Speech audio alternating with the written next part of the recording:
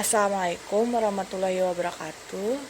Di sini saya Hana Noviani Agustini dari kelas PAI 4B ingin memaparkan pembahasan ke-8 sampai ke-13. Pembahasan ke-8 itu ada pendidikan multikultural. Multikultural ini apa sih? Multikultural adalah suatu wacana yang lintas batas karena terkait dengan masalah-masalah keadilan sosial, demokrasi, dan hak asasi manusia, tulus dan toleransi terhadap keanekaragaman budaya yang hidup di tengah-tengah masyarakat plural. Istilah pendidikan multikultural ini dapat digunakan pada tingkat deskriptif dan normatif yang menggambarkan isu-isu dan masalah-masalah pendidikan berkaitan dengan masyarakat multikultural. Apa sih tujuannya? Tujuannya itu ada dua, yaitu yakni tujuan awal dan tujuan akhir. Tujuan awal ini merupakan tujuan sementara karena tujuan ini hanya berfungsi sebagai perantara agar tujuan akhirnya tercapai dengan baik. Pada dasarnya, tujuan awal pendidikan multikultural yaitu membangun wacana pendidikan, mengambil kebijakan dalam dunia pendidikan dan mahasiswa. Terus apa sih metode dan pendekatannya? Metodenya itu ada 4 bagian. Yang pertama, metode kontribusi, metode pengayaan, metode transformatif, dan metode pembuatan keputusan dan aksi sosial. Apa sih pendekatan itu? Pendekatan pertama, pendekatan historis, pendekatan sosiologis, pendekatan kultural, pendekatan psikologis, pendekatan estetik, dan pendekatan perspektif gender. Terus segitu penjelasan kelompok 8. Sekarang penjelasan kelompok 9. Penjelasan kelompok 9 ini ada pemikiran pendidikan menurut Ibnu Khaldun. Biografinya yaitu nama lengkap Ibnu Khaldun adalah Abu Jaid Abad Ar-Rahman Ibnu Muhammad Ibnu Khaldun Al-Hamdari. Beliau dilahirkan di Tunisia pada 1 Ramadan 732 Hijriah, atau bisa disebut dengan 27 Mei 1332 Masehi.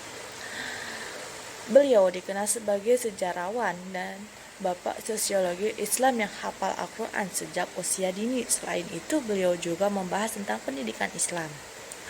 Konsep pemikiran pendidikan Islam menurut tokoh Ibnu Khaldun itu, menurut Ibnu Khaldun, ilmu pendidikan bukanlah suatu aktivitas yang semata-mata bersifat pemikiran dan merenungannya yang jauh dari aspek-aspek pragmatif di dalam kehidupan. Akan tetapi, ilmu dan pendidikan tidak hanya merupakan gejala sosial yang menjadi ciri khas jenis insani. Terus tujuannya apa sih? Tujuannya itu, pendidikan merupakan aktivitas yang bersifat perenungan dan pemikiran agar jauh dari aspek pragmatik dalam kehidupan. Maka dari itu, Ibnu Khaldun berpendapat bahwa tujuan pendidikan Islam yang ideal serta praktis yang mencapai 3 unsur, diantaranya yang pertama, pengembangan kemahiran dalam bidang tertentu, yang kedua, pengusahaan keterampilan profesional sesuai dengan tuntutan zaman, dan yang terakhir ada pembinaan pemikiran yang baik. Terus apa sih pendidikan? Pendidikan menurut Ibnu Khaldun, menjadi pendidik harus mempunyai pengetahuan yang luas sekaligus pribadi yang baik. Sebab menjadi pendidik tidak hanya sebagai pengajar dalam kelas, akan tetapi pendidik sebagai contoh atau teladan untuk peserta didik. Apa sih peserta didik? Peserta didik menurut Ibnu Khaldun berpendapat bahwa peserta didik sebagai mutu alim atau sebagai manusia yang membutuhkan bimbingan atau wildan. Hal ini peserta didik dituntut mengembangkan segala potensi yang Allah Subhanahu wa taala anugerahkan kepadanya. Terus juga Ibnu Khaldun berpendapat bahwa peserta didik sebagai objek dalam pendidikan yang sangat memerlukan pendidik untuk proses belajar mengajar. Ada kurikulum ada materi pendidikan. Menurut Syabani, kurikulum pada masa Ibnu Khaldun masih terbatas dan pada maklumat dan pengetahuan yang diberikan oleh pendidik atau sekolah dalam bentuk kitab-kitab tradisional yang dikaji oleh peserta didik pada tahap pendidikan. Terus ada pembahasan ke-10. Pembahasan ke-10 ini Ke-10 ini pemikiran pendidik menurut Muhammad Abduh. Biografinya itu beliau bernama Abduh Hasan Khairullah, berasal dari Turki yang telah lama tinggal di Mesir. Muhammad Abduh dibesarkan di lingkungan keluarga yang taat beragama dan mempunyai jiwa keagamaan yang teduh. Selain itu, ada yang mengatakan bahwa ia lahir sebelum tahun itu. Terus ada pemikiran pendidikan Islam Muhammad Abduh. Menurut John L. Esposito menyebutkan bahwa Muhammad Abduh adalah tokoh awal dalam perubahan bidang pendidikan dan hukum.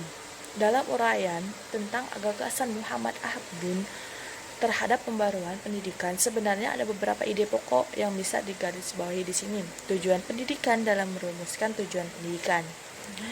Pada pikiran tujuan instruksional, pendidikan didasarkan pada tujuan sekolah. Ia membagi jenjang pendidikan ke dalam 3 hal, yaitu Ramayulish 2011 187 sampai 189.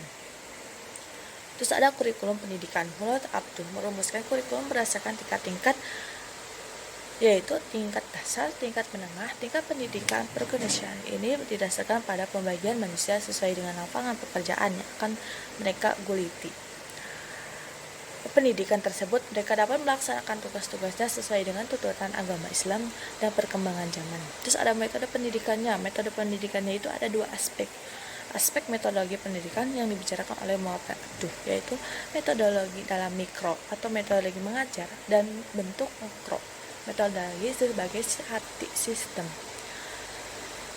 Terus ada kelompok 11. Kelompok 11 itu menjelaskan tentang pemikiran pendidikan Islam menurut Ahmad Dahlan. Biografinya itu yang pertama, Haji Ahmad Dahlan lahir di Kauman, Yogyakarta 1000 Agustus 1868, adalah seorang pahlawan nasional Indonesia. Haji Ahmad Dahlan adalah putri dari Haji Ibrahim, juga digunakan sebagai penghulu Kesultanan Yogyakarta pada masa itu. Dalam sumber lain, Haji Ahmad Dahlan pembangunan pada tahun 1869. Terus ada pemikiran pendidikannya itu menurut Haji Ahmad Dahlan, upaya strategi untuk menyelamatkan umat Islam di pola berpikir yang sistematis menuju para pemikir yang dinamis adalah melalui pendidikan. Pendidikan hendaknya ditempatkan pada skala prioritas utama dalam proses pembangunan umat. Kunci untuk meningkatkan kemajuan umat Islam adalah dengan kembali pada Al-Quran dan hadis. Terus ada metode pembelajaran perspektif Haji Ahmad Dahlan. Ada 2 sistem pendidikan yang berkembang di Indonesia, yaitu pendidikan pesantren dan pendidikan barat. Menurut Syaruniza dalam bukunya Filsafat Pendidikan Islam menerangkan bahwa masalah tersebut berkaitan dengan proses belajar mengajar, kurikulum dan materi pendidikan. Dan yang selanjutnya ada pemikiran pendidikan menurut Kiai Haji Hashim Asy'ari. Itu dijelaskan oleh kelompok 12. Kelompok 12 ini ada pemikiran pendidikan menurut Kiai Haji Ahmad Dahlan. Menurut Kiai Haji Asy'ari, menurut ilmu adalah suatu ibadah yang untuk mencari ridha Allah Subhanahu wa taala.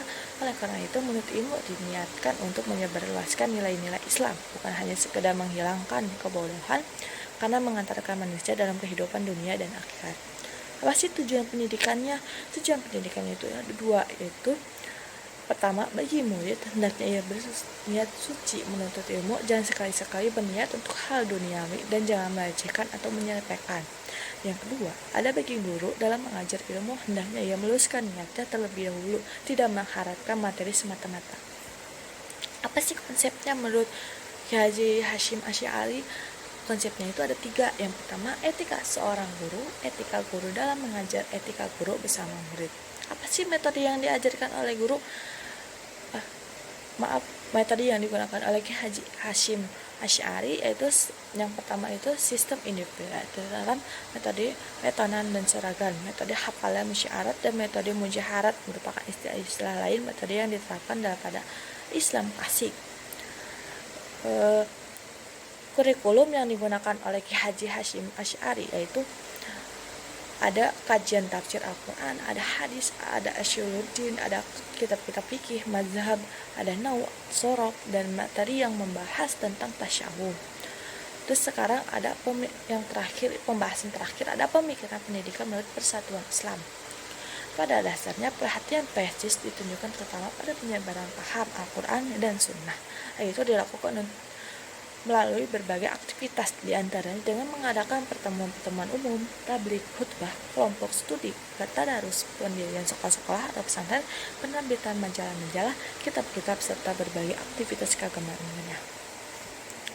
Apa sih peran PSIS ini? Peran PSIS ini adalah sebagai salah satu organisasi Islam sangatlah besar. PSIS juga mendirikan lembaga pendidikan kanak-kanak dan Khalad Islamic School atau HIS yang bisa disebut dengan HIS, yang merupakan proyek lembaga pendidikan Islam atau bisa disebut dengan PENDIS. Secara resmi PSIS mendirikan pesantren PERSIS yang pertama dan diberi nomor 1 di Bandung.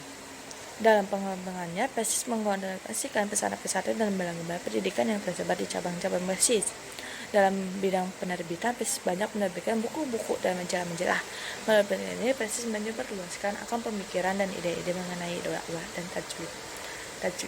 Sekian dari saya pembahasan dari kelompok 8 sampai kelompok 13. Wabillahi taufiq wal hidayah. Wassalamualaikum warahmatullahi wabarakatuh.